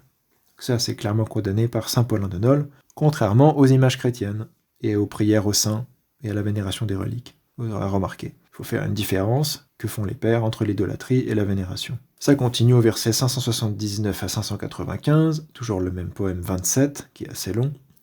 Tu crains Félix, il parle toujours cette adresse rhétorique à Satan et aux démons, tu crains Félix, saint Félix de Nol, et tu le méprises sottement, tu l'insultes dans ton ivresse, tu le pries en accusé, il s'adresse à la fois à Satan et à ceux qui font ces choses-là.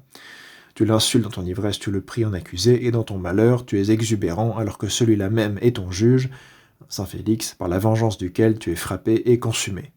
Donc les saints ne se réjouissent pas de ces attitudes idolâtriques qui pouvaient avoir lieu dans les martyriats. C'est pourquoi il nous a paru faire œuvre utile en divertissant les fidèles. Propterea visumes nobis opus utile ludere, grâce à une sainte peinture, pictura sancta, dans la demeure de Félix tout entière. Totis felicis domibus. Au cas où d'aventure, par ces objets offerts à la vue, per spectacula, la figure fardée de couleurs saisirait les esprits des incultes en les frappant. Attonitas ec mentes agrestum caperet focata coloribus umbra.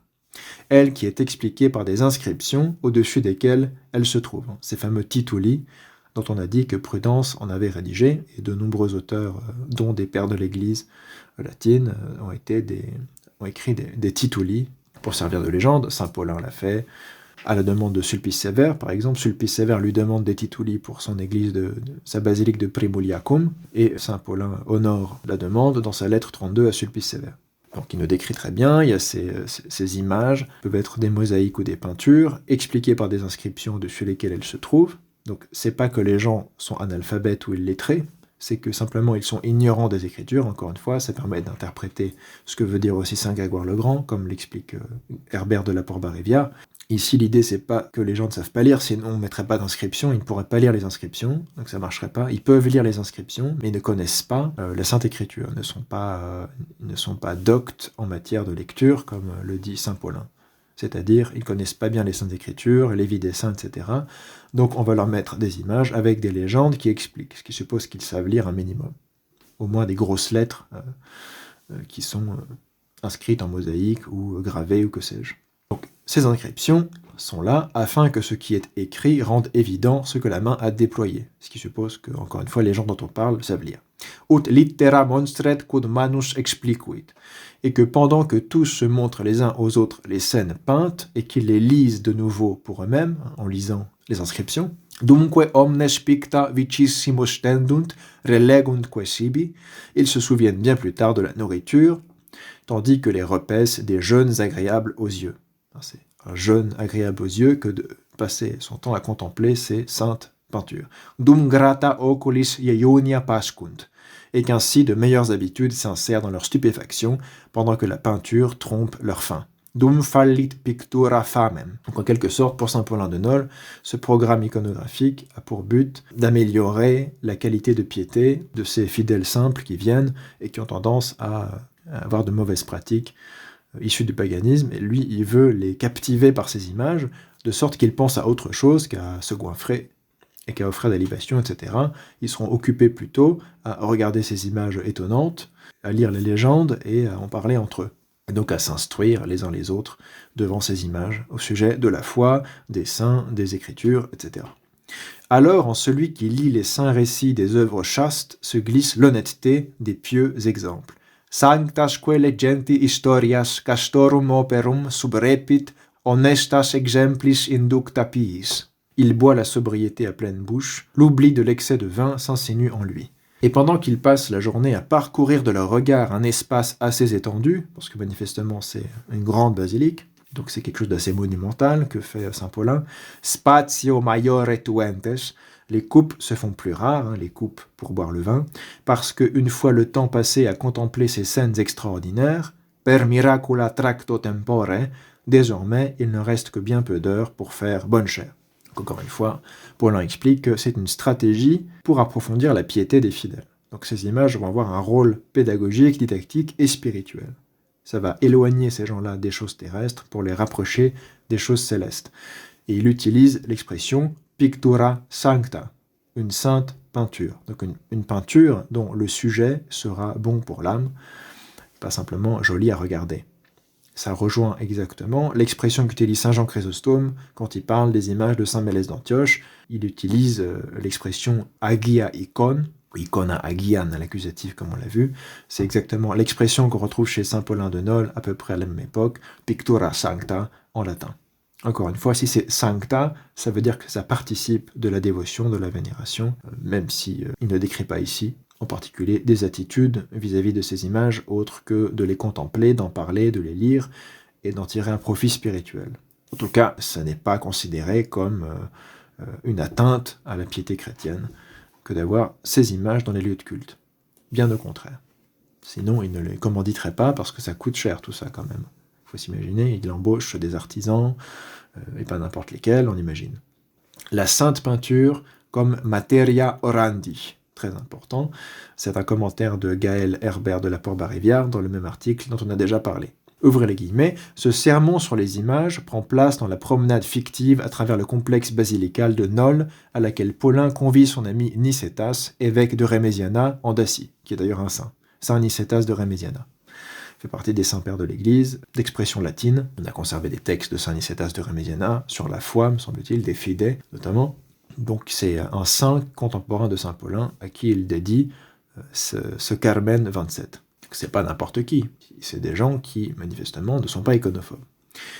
Dans les vers qui précèdent, notre auteur a fait entrer son hôte dans la nouvelle basilique que lui, Paulin, il l'a fait rentrer par un procédé littéraire, évidemment, il le décrit par des vers, que lui, Paulin, fait construire pour son saint patron, Félix de Nol, et qu'il a fait orner d'un cycle pictural vétérotestamentaire, dont il a également précisé la position, les scènes se trouvant les unes à la suite des autres au-dessus des portiques des nefs, sous forme de frises, d'images qui se suivent et qui illustrent, forme d'octateuque, les 8 premiers livres de la Torah ou de l'Ancien Testament.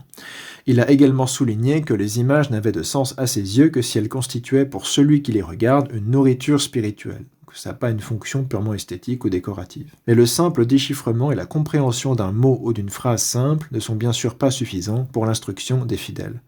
Et ce passage du Carmen 27, un Carmen c'est le poème, permet à Paulin de commencer à mettre en valeur ce que l'on pourrait qualifier de potentialité exégétique de l'image. Permet de comprendre et d'interpréter les textes des Saintes Écritures. Celle-ci est susceptible de servir de support au sermon des pasteurs. On l'a vu avec saint Augustin. Il décrit une fresque du martyre de Saint-Étienne lors d'une homélie qu'il prononce dans le martyrium de Saint-Étienne à Hippone. Donc ça sert de support au sermon des pasteurs, en facilitant l'explication des passages des Saintes Écritures ou en condensant leur signification de manière immédiatement accessible avec le concours des tituli, ces légendes explicatives. Par ailleurs, il y a d'autres destinataires que les paysans incultes des fresques du complexe félicien. Ceux qui, comme l'évêque Nicétas, Saint Nicétas de Rémésiana, sont susceptibles d'emblée de faire de la lecture des images le lieu d'une construction spirituelle. La dignité des images et l'opportunité de leur présence dans les édifices de culte sont donc en quelque sorte redoublées par le mouvement final du Carmen 27, versets 596 à 635. Paulin y propose à son ami Nicétas de revivre les textes bibliques à travers la contemplation des fresques vétérotestamentaires qui servent de matière à la prière, materia orandi, dans le texte latin, dont il livre au passage les sujets. C'est le passage qu'on va voir à présent. Poème 27, versets 596 à 622. Les autres fresques que nous avons sous les yeux, quod super ex isque facta et picta videmus, je te les suggère comme matière de prière en ma faveur. Materiam orandi pro me tibi suggero possens, en te demandant instamment, jouant le rôle de Félix, rem felicis agens, de prier pour moi avec ferveur. Saint Félix, dont il demande les intercessions et les prières, évidemment. Ut pro me sedulus ores. Demande donc que sous ce chef, sous ce motif, les fondations de ma demeure soient placées dans les montagnes saintes et que la tour que j'ai commencée soit poursuivie par un effort ininterrompu. De la Genèse, je t'en prie, recueille le sens de ma prière. Unc orandi collige sensum. Que je ne demeure pas un Adam terrestre, mais que je naisse de la terre vierge et que, le vieil ayant été expulsé de moi, c'est-à-dire le vieil homme, je sois formé en une figure nouvelle. Que je sois conduit hors de ma terre et que je sois déraciné de ma race et que je me hâte vers les fleuves de miel de la terre promise, préservé du feu du foyer chaldéen. Ça, c'est les références à la vie d'Abraham. Que ma demeure soit facilement accessible, comme celle de Lot, à la porte toujours ouverte, afin que je sois libéré de Sodome et que je ne tourne pas mon regard en arrière, afin de ne pas être changé en statue de sel, en étant privé du sel du cœur. Référence à ce qui arrive à la femme de Lot dans la Genèse. Qu'en vivante victime, je sois offert à Dieu comme l'enfant Isaac, et que portant mon bois, je suive mon père nourricier sous la croix. Que je trouve des puits, mais je t'en prie, que ne les bouche pas l'envieux Abimélec, l'obstructeur d'eau vivante. Que je sois exilé du monde comme Jacob le béni avait fui son frère Édom, et qu'ayant mis sous ma tête épuisée une pierre sacrée, je me repose dans le Christ. En référence à ce qui arrive à Bethel, à Jacob. Donc, ce qu'il est en train de dire, saint Paulin, c'est qu'il donne à saint Nicétas des clés allégoriques, des prières qui peuvent venir à l'esprit de celui qui connaît en quelque sorte l'art de l'exégèse avec ses différents sens, sens historique ou littéral, sens anagogique, sens allégorique, sens tropologique, etc. Par exemple, les différents degrés au niveau de lecture qui sont décrits par saint Jean Cassien, notamment dans ses conférences ou dans ses institutions cénobitiques, je ne sais plus. Donc c'était des choses que les gens connaissaient à l'époque. Il donne des clés de prière fondées sur des exégèses plutôt allégoriques ou tropologiques qui concernent l'âme humaine, l'éthique, etc., à partir des sujets proposés tirés de l'Ancien Testament, Adam, Abraham, Lot, Isaac, Jacob, etc. Donc c'est en ce sens-là que ces icônes vont servir de matière de prière. Ah, je vois cette image d'Adam, alors je vais prier pour que saint Paulin, il demande que Nicétas prie pour que lui ne demeure pas un Adam terrestre, mais qu'il naisse de la terre vierge, etc., etc.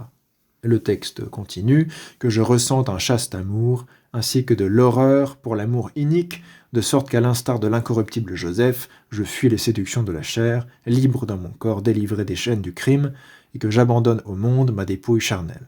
Voilà à quoi on peut penser spirituellement devant l'image de Joseph qui résiste aux tentations de la chair. Il est temps en effet de s'embrasser longuement. Il est imminent le jour suprême. Déjà le Seigneur est proche, déjà il est temps de sortir du sommeil et de veiller, prêts à l'impulsion que donnera le Seigneur. Que j'aie une bonne sortie hors d'Égypte, afin que sous la conduite de la loi, pénétrant les ondes divisées de mon cœur houleux, référence à la traversée de la mer Rouge, j'échappe au flot de la mer Rouge, et qu'une fois Pharaon englouti, je chante le triomphe du Seigneur. À qui, tremblant tandis que j'exulte de mon vœu suppliant, et jouissant avec crainte de ses généreux dons, je recommande mes travaux.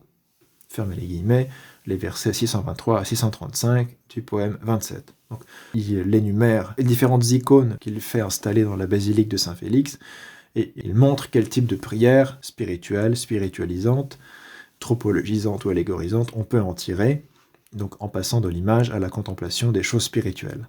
Pour citer encore une fois Herbert de la Port-Bariviard dans le même article, ouvrez les guillemets, pour les pèlerins privilégiés que sont Paulin et Nicétas, parfaits connaisseurs des textes bibliques, il se produit une sorte de fusion instinctive entre le texte et l'image qui permet de les transformer immédiatement en nourriture spirituelle. Le regard sur les images se fait regard intérieur, en une conversion immédiate, qui s'oppose au temps nécessaire à la conversion du regard des pèlerins les plus humbles. Mais dans les deux cas, même si c'est à des degrés bien moindres, c'est la potentialité exégétique de l'image qui nous semble mise en évidence, et plus précisément son exégèse par le parcours visuel. Donc il y a une vraie richesse dévotionnelle qui peut être à des degrés divers, à des degrés assez simples, à des degrés très intellectuels et très cultivés, comme le souligne ici Herbert de la Port-Bariviard. Ces différents niveaux et degrés, et ces différents usages des mêmes icônes, des mêmes saintes images, pour reprendre l'expression du texte de saint Paulin, que saint Paulin précise et nous permet de comprendre par la lecture de ce poème 27. On va passer maintenant au poème qui suit dans le recueil des poèmes de saint Paulin, le poème 28, versets 16 à 27, qui est daté de 404, donc un an après le poème 27. Ces renfoncements se trouvent du côté des cloîtres où un seul portique recouvre une étendue étroite et ininterrompue. 3 entrées, proches l'une de l'autre, permettent d'y accéder. 3 portes en un seul treillis continu. Il décrit encore une fois les complexes qu'il fait construire à Nol. Celle du milieu est ornée des saints noms et des portraits des martyrs, qui, bien que de sexes différents, sont couronnés d'une gloire égale. Martyribus mediam pictis pia nomina signant, quos par in vario redimivit gloria sexu. Les 2 autres, qui s'étendent à droite et à gauche, sont chacune ornées d'une double inscription et représentation picturale de la foi. Binis historis ornat pictura fidelis. L'une est recouverte par les actions pieuses d'hommes saints, unam sanctorum complent sacra gesta virorum, les hauts faits sacrés ou saints des hommes, d'hommes qui sont sanctorum, des saints, les tribulations de Job à cause des ulcères, et celles de Tobit à cause de ses yeux, ou littéralement Job tenté par les plaies, Tobit par la lumière, Job vulneribus temptatus lumine Tobit. L'autre, donc il écrit 3 passages, 3 portes, une qui contient les images de martyrs, une autre des images de saints hommes de l'Ancien Testament, dont Job et Tobit, donc ça inclut aussi d'ailleurs le deutérocanonique comme Tobit. L'autre, la 3e porte, entrée, est investie par le sexe faible. On y voit le portrait de la célèbre Judith, ainsi que celui de la puissante reine Esther. Alors encore une fois, Judith, ça fait partie du deutérocanon, entre guillemets, mais c'est déjà considéré comme partie intégrante de la Sainte Écriture, ici. Inclita iudit, quas simulet regina potens depingitur ester. Donc encore une fois, il décrit des programmes iconographiques qu'il fait réaliser lui-même dans ses grands complexes architecturaux autour du martyrium du sanctuaire de Saint Félix de Nol en Italie. Dans le même poème, au verset 167 à 179, un peu plus loin, « À présent, plus rien ne fait obstacle. On peut librement contempler la façade et flâner joyeusement dans les environs, à la fois en esprit et en parole. Nous pouvons nous hâter vers les saintes demeures, sanctasque feramur in aulas, et admirer les représentations sacrées qui rappellent à notre souvenir les hommes de jadis. Miremurque sacras veterum monumenta figuras. Encore une fois, là, dans le passage qu'on a vu précédemment, il parle des saints noms et des portraits des martyrs, et de représentation picturale de la foi, à la fois inscription, double représentation inscription picturale de la foi, avec une frise avec des hommes, une frise avec des femmes. Il parle des actions pieuses d'hommes saints, représentées par ces images, et ici il parle de représentation sacrée, sacras figuras. Dans les 3 zones qui se trouvent à l'intérieur de l'atrium, nous pouvons lire les 2 testaments, duo testamenta legamus, c'est-à-dire des frises d'images avec des tituli, tirés des 2 testaments, comme il l'a décrit au poème 27, et comprendre sous une lumière appropriée cet arrangement selon lequel la loi nouvelle a été peinte sur l'ancien bâtiment, tandis que l'ancienne loi l'a été sur le neuf. Donc il a disposé les frises tirées de l'Ancien Testament sur le nouveau bâtiment qu'il a fait construire, et celle du nouveau sur l'ancien bâtiment. Le nouveau thème, peint sur l'ancien site, et l'ancien thème sur le nouveau, ces ornementations nous sont également utiles. Est etenim pariter decus utile nobis, de sorte que nous ayons à la fois la vie nouvelle et la sagesse qu'apporte le grand âge. Donc il en tire un sens symbolique. Âgés par notre gravité, mais nourrissons par notre simplicité, nous pourrons tirer des 2 âges l'équilibre spirituel, en joignant en nos mœurs ces diverses étapes de la vie. Donc, à la fois les vertus des hommes de l'Ancienne Alliance, des patriarches, des prophètes et des justes, et celles des saints apôtres et des saints martyrs de la Nouvelle Alliance. Encore une fois, assez riche et instructif. On voit à quel point saint Paulin de Nol n'a aucun problème à associer ces images à la notion de sainteté, de ce qui est sacré, etc., du fait que ça représente évidemment des personnes et des sujets sacrés, tirés des Saintes Écritures ou de la vie des saints martyrs, comme on l'a vu, il le dit littéralement. La porte du milieu est ornée des saints noms et des portraits des martyrs, qui, bien que de sexes différents, sont couronnés d'une gloire égale, la gloire du martyr. Maintenant, on va s'intéresser à la fameuse lettre 32 à Sulpice Sévère, datée de 404, donc de la même époque que le Carmen 28, dont on vient de lire des extraits.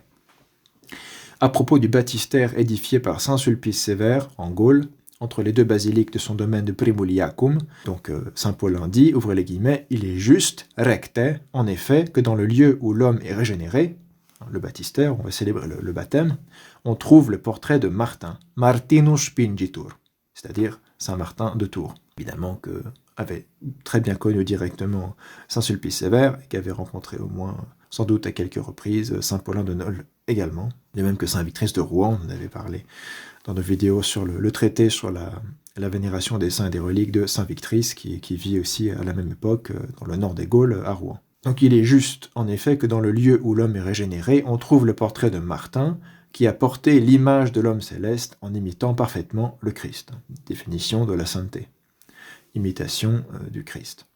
Qui celestis hominis imaginem perfecta Christi imitatione portavit, afin que, à ceux qui déposent lors du baptême l'ancienneté de leur image terrestre, le vieil homme, se présente le portrait de l'âme céleste qu'ils doivent imiter. Imitanda celestis anime occurrat effigies.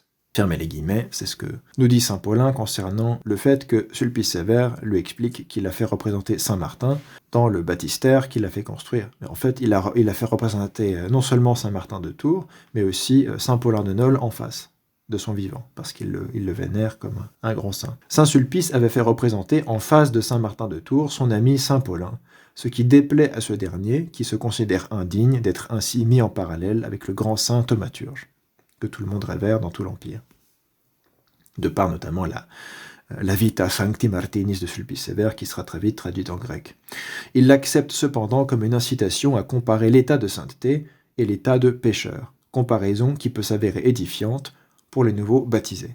Ouvrez les guillemets, c'est pourquoi je m'émeus moins de l'erreur que ton amour pour moi t'a fait commettre, puisque tu ne t'es rendu coupable d'aucune injustice envers le bienheureux, c'est-à-dire Saint Martin, mais que tu as même, au contraire, apporté encore à sa gloire, potiusque ad gloriam illius contulisti, en faisant en sorte que sa vénérable face fût peinte vis-à-vis de la mienne, facies venerabilis pingeretur, qui est méprisable, sa face à lui, humilité, qui est méprisable, afin que sa splendeur, à Saint-Martin, jetât de plus grands feux par comparaison avec les ténèbres de sa représentation à lui de pécheur. Splendor eius comparatione tenebrarum clarius emicaret, lui dont les feux brillent et se voient de loin, même au milieu des splendeurs des saints. Citation, référence au psaume 109, verset 3. Et si j'ignorais que c'est le zèle empressé de l'amour excessif que tu nous portes qui t'a fait concevoir cette peinture, anc informasse picturam, je t'aurais assurément accusé de malice et de rouerie pour avoir placé la figure de notre humble personne, obscurcie par la nuit de notre âme, à côté de la sainte tête, sancto capiti, en la peignant en un endroit du mur, d'en face, tout proche, de sorte que c'est Martin seul que tu as peint, alors que tu nous as plutôt caricaturé, en nous exposant à recevoir en toute justice la honte d'une comparaison ridicule et au mépris quand on aura contemplé la face de Martin. Conspecta Martini facie. C'est un grand exemple d'humilité chrétienne. Il se considère indigne d'être représenté à côté du baptistère, si ce n'est que du fait que Saint Martin est un exemple de sainteté, lui-même pourra servir d'exemple de pécheur et en quelque sorte dans cette espèce de tournure au sens de l'humilité pour ne pas prendre la grosse tête du fait que son ami Sulpice Sévère le considère suffisamment digne pour être représenté en face de Martin dans le baptistère, et considère que ça fera une sorte de double exemple pour celui qui est baptisé, celui de la sainteté, Martin, et celui du pécheur qu'il doit abandonner et fuir, Saint Paulin de Nol. Voilà, dans la lettre 32 à Sulpice Sévère, section 2, vous allez remarquer comment il décrit l'image de Saint Martin, pas simplement Saint Martin lui-même, mais la représentation de Saint Martin. Il dit qu'il a peint sa vénérable face. Sa vénérable face fut peinte vis-à-vis de la mienne. Et évidemment, si sa vénérable face est peinte, on peut imaginer que la représentation de cette face est également vénérable, alors que la sienne est méprisable puisqu'il est pécheur, etc., etc. Et il parle encore une fois de la sainte tête, Sancto Capiti de Saint Martin, et il parle de contempler la face de Martin. Donc il allie la contemplation de l'image avec la notion de sainteté qui ressort du visage de Saint Martin lui-même. On peut en tirer le fait que l'image elle-même, à cause du lien qu'on a déjà analysé entre image et prototype, va elle-même véhiculer la sainteté du prototype et donc être vénérable, ou au moins sainte. Saint Sulpice avait demandé à son ami et poète Paulin des tituli, c'est-à-dire de petites pièces versifiées vouées à être inscrites auprès des images. Ouvrez les guillemets, là c'est les sections 3 à 4 de la même lettre, « Je t'ai obéi en t'envoyant de petits vers qui ont pour sujet les dites peintures que tu as fait faire. In versiculis de uius modi tua pictura a te mittendis. » Ainsi sera connu le véritable sens de ton dessein, de son intention de faire représenter Paulin et Martin face à face, qui t'a fait exposer dans ton zèle à instruire salutairement des hommes nouveaux, c'est-à-dire tout juste baptisés, des images si opposées l'une à l'autre, afin que, émergeant de la sainte fontaine, des fonds baptismaux, ils aperçoivent tout à la fois celui qu'il faut éviter et celui qu'il faut suivre. Et vitandum et sequendum pariter conspicarentur. Fermez les guillemets. Après avoir recopié 2 pièces de ce genre, Saint Paulin poursuit dans la même idée. Donc il lui donne il fournit à Sulpice Sévère des exemples de tituli qu'il pourrait utiliser. Ouvrez les guillemets, sans nul doute, il est juste que tu ne sois pas tourné en dérision, mais au contraire approuvé. Magisque probandum. Donc Saint Paulin n'est pas contre ces représentations dans le baptistère. Donc il n'est pas contre, évidemment, toutes les représentations que lui-même décide de présenter aux fidèles dans les lieux saints, les basiliques, dont il s'occupe, non seulement à Nol, mais aussi à Fundi, comme on le verra. Sans nul doute, il est juste que tu ne sois pas tourné en dérision, mais au contraire approuvé, si jamais tu passes pour avoir peint côte à côte 2 hommes d'aussi loin dissemblables. Longissime dissimiles comminus pinxisse. Dans la pensée qu'on verrait en Martin la représentation de la justice et la somme de toutes les vertus. Ut in Martino forma justitiae et summa virtutum cerneretur. Mais en nous, l'anéantissement que suscite la conscience de notre iniquité et sa confession. Ainsi s'offre un exemple, exemplum, pour les bienheureux comme pour les malheureux. En Martin, la force spirituelle trouve un miroir, in illo speculum fortitudo, et en nous, la faiblesse trouve une consolation. In nobis solatium aberet ignavia. Donc il développe sur ce thème « Je suis pécheur et indigne, Martin est un saint et un bienheureux et vénérable », donc il y a ce contraste, ce double exemple à suivre ou à fuir qui se présente aux nouveaux baptisés. Ensuite, à la section 10 de la même lettre, il décrit le programme pictural qu'il a prévu pour la basilique de Nol. Saint Paulin décrit plus loin la mosaïque qui orne l'abside de l'une des basiliques. Donc l'abside, c'est cette partie ronde qui est au-dessus du sanctuaire, au-dessus de l'autel, la partie orientale au bout de la nef, comme c'est encore le cas dans les églises qui respectent l'architecture des basiliques anciennes. C'est l'une des basiliques qu'il a édifiées à Cimitile, aujourd'hui Nola, en Italie, encore une fois. Il me semble que c'est en Campanie, à vérifier. Ouvrez les guillemets. L'abside, absidem, dont le sol et les murs sont en marbre, est éclairée par une voûte parée de mosaïques. Camera musivo illusa clarificat, dont les vers que voici illustrent les images. Coius picture i versus sunt. Et là, il cite les tituli qu'il a fait inscrire auprès de l'image de l'abside.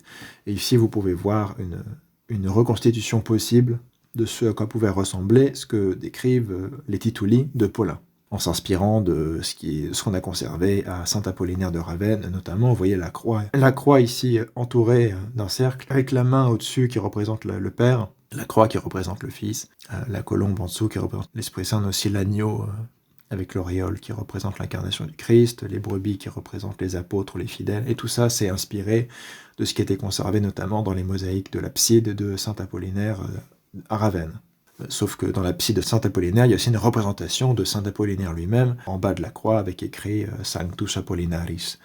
Donc il y a aussi une représentation figurative d'un saint dans l'exemple de Ravenne du VIe siècle, mais ici, l'auteur de ces reconstitutions imaginaires ou possibles s'inspire de choses qu'on a conservées dans l'archéologie, mais qui, évidemment, sont pas nécessairement exactes tout à fait. Simplement probables ou vraisemblables. Donc le titre dit « La Trinité resplendit d'un plein mystère ». Donc il va représenter symboliquement la Trinité dans l'abside. Le Christ prend l'apparence d'un agneau, on voit ici en bas. La voix du Père tonne au ciel, représentée par la main en haut. Et sous la forme d'une colombe, l'Esprit Saint se répand. Donc, représentation symbolique de l'Esprit Saint. Une couronne ceint la croix dans une sphère de lumière, et à cette couronne, les apôtres font une couronne figurée par un cœur de colombe. Donc vous voyez les colombes en frise dans le cercle autour de la croix qui représente les 12 apôtres. La sainte unité de la Trinité se trouve réunie dans le Christ, même si la Trinité possède elle-même ses signes. La voix du Père, représentée par la petite main, et l'Esprit le révèle Dieu. C'est un peu le thème de la théophanie, finalement, le baptême du Christ dans le Jourdain. Il y a la voix du Père et la colombe qui descend sur le Christ que vient de baptiser Saint Jean le précurseur. La croix et l'agneau le clament victime sainte. Donc ça représente symboliquement les deux natures du Christ, la divinité et l'humanité. La pourpre et la palme indiquent son règne et son triomphe. Lui-même, Pierre de l'Église, se tient sur un rocher, donc l'agneau se tient sur un rocher, d'où coulent 4 sources sonores, les évangélistes, fleuve vivant du Christ. Donc les 4 sources qui s'écoulent du rocher en bas représentent symboliquement les 4 évangélistes, les 4 évangiles. Lettre 32 à Sulpice Sévère, section 10, en 404. Et il fait la même chose pour la basilique de Fundi, à la section 17, un peu plus loin dans la même lettre. Idem plus loin pour l'abside de la basilique de Fondi ou Fundi, Fondi en italien, que Paulin a décidé de remettre sur pied. Ouvrez les guillemets. Dans l'abside de cette basilique aussi, mon cher Victor me montra une représentation qu'il aimait et voulait te porter. Donc c'est un de ses disciples, un de ceux qui l'aident à Nol, qui s'appelle Victor, et qui est aussi le porteur des lettres qui sont destinées à Sulpice Sévère. Mon cher Victor me montra une représentation qu'il aimait et voulait te porter, puisqu'il va apporter les lettres en Gaule, il va aussi apporter des représentations dessinées. Designatam picturam meus Victor adamavit et portare tibi voluit. Si par hasard tu voulais en choisir une des deux et la faire représenter dans ta nouvelle basilique. In ac recensiore tua pingere, où tu as, m'a-t-il dit, édifié une abside semblable. Donc, il partage les idées esthétiques, iconographiques avec Sulpice Sévère, qui lui-même fait des grands travaux de basilique à Primuliacum en Gaule. Un peu plus loin, bref, cette petite basilique aussi, les cendres saintes des reliques bénies des apôtres et des martyrs la consacreront au nom du Christ, le saint des saints, c'est-à-dire la source de la sainteté de ces apôtres et de ces martyrs, qui sont apôtres du Christ et martyrs du Christ, littéralement envoyés et témoins du Christ, le martyr des martyrs, le Seigneur des seigneurs. Donc, harmonie entre le fait qu'on adore le Christ et qu'on vénère ses saints, encore une fois, car il a lui-même témoigné qu'il serait à son tour le confesseur de ses confesseurs. Ainsi, l'inscription est jumelle pour cette grâce-ci et pour l'image, picturam, donc pour les reliques et pour l'image. Concernant l'image des pictura, là il va décrire le titulus, la peine et le salaire des saints sont justement unis. La dure croix et prix sublime de la croix, la couronne. Encore une fois, vous avez ici une reconstitution possible de ce que décrit ici saint Paulin, d'après ce qu'on a conservé de l'art de l'époque, ou d'une époque légèrement postérieure. La peine et le salaire des saints sont justement unis, la dure croix et prix sublime de la croix, la couronne. Donc on voit la croix et la couronne en haut tenue par la main du Père. Le Christ Dieu lui-même, premier crucifié, premier couronné, demeure dans les bois célestes du paradis fleuri, sous la croix sanglante, revêtant la forme d'un agneau blanc comme neige. Agneau livré en innocente victime à une mort injuste. Encore une fois, l'agneau qui est très utilisé dans l'art occidental et aussi en Orient, mais ça sera plus tard interdit par le concile Kénisext in Trullo, à cause du fait qu'on préfère favoriser une approche littérale, anthropologique, incarnationnelle de leur représentation du Christ plutôt qu'une approche symbolique, qui est ici favorisée dans l'art occidental, en tout cas décrit par Paulin. Donc on est encore proche de l'utilisation plus symbolique des images que de l'idée que pour défendre les dogmes christologiques en particulier, il est bon de représenter le Christ selon son humanité sans user de symboles. Parce qu'il s'est vraiment incarné, il a vraiment été fait homme, et sans doute ces représentations littérales se sont développées aussi de par les controverses christologiques du 5e siècle. Donc, agneau livré en innocente victime à une mort injuste, le Saint-Esprit le couvre de son aile, tranquille, tandis qu'il l'appelle, et son Père, depuis la nuit éclatante, le couronne. Donc, encore une fois, le Saint-Esprit est représenté par la colombe, et le Père par la petite main en haut. Ce qui était déjà une pratique dans l'art juif, qu'on retrouve dans les images issues des synagogues, et du judaïsme du Second Temple, ou de peu après l'époque du Second Temple, qui représente la voix du Père par une petite main. Donc c'est pas des choses que les chrétiens inventent, c'est déjà utilisé dans le judaïsme hellénisé, si vous voulez. Il y a beaucoup de choses qui sont utilisées dans l'art paléo-chrétien qui sans doute en fait proviennent directement de l'art juif synagogal. C'est juste qu'on n'a pas conservé peut-être assez d'exemples de cet art juif synagogal ancien pour en tirer des conclusions précises et définitives. Et puisqu'il est assis comme juge au sommet d'un rocher, encore une fois, l'agneau, là, deux races de bêtes opposées l'une à l'autre, bouc et agneau, entourent son trône. Les boucs à sa gauche, qui représentent les damnés, et les agneaux à sa droite, les sauvés, les élus. Référence au jugement dernier, à l'évangile de saint Matthieu. Le pasteur écarte sur la gauche les boucs et garde à droite les agneaux méritants. Voilà, c'est un type d'art symbolique qui représente à la fois la Trinité, le jugement dernier, pas mal de choses réunies sur cette abside. Donc on voit que c'est pas un art, c'est un art à la fois figuratif et très symbolique. On peut comprendre ce que saint Paulin entend par raromore aussi, c'est que il y a cette tradition sans doute d'utiliser un langage très symbolique, pour certains endroits des basiliques en tout cas, plus que des frises figuratives, mais ça se développe au fil du IVe siècle à Rome et ensuite ailleurs, comme l'a dit Herbert de la Porbaret-Viard. Et on va s'arrêter ici, c'est tout ce qu'on voulait analyser dans cette vidéo aujourd'hui, les textes de Prudentius et les textes de Paulinus, qui, analysés à la suite, sont assez complémentaires et montrent à quel point l'Église de l'époque, en Occident, comme en Orient, en Occident aussi, n'est pas du tout iconophobe. Elle est iconophile, elle trouve tout un tas d'aspects positifs au fait de représenter les saints, les justes de l'Ancien Testament, les saints du Nouveau Testament, les martyrs, ou la Trinité sous forme symbolique et non littérale. On prétend jamais représenter la personne du Père, mais c'est la main qui représente la parole en quelque sorte. Le Christ peut être représenté par la croix ou par un agneau, ça va un peu s'estomper avec l'importance qu'on mettra sur quand même l'incarnation, contre les nestoriens et les monophysites notamment, sans doute. Ça sera influencé par les débats théologiques, même si on a déjà des représentations du Christ, évidemment, selon son humanité à la même époque, peut-être plus dans les martyriats et les catacombes que dans les absides de basiliques comme ici.